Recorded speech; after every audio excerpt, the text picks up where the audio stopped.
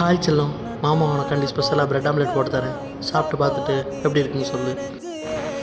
Evening டைமில் ஒரு coffee, bread omelette try பண்ணி பார்க்கலாம். வா.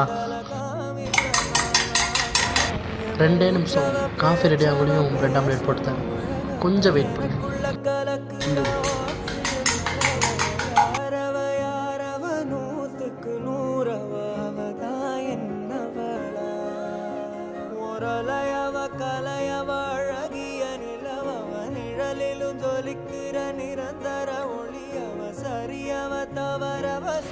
Finally bread omelette ready.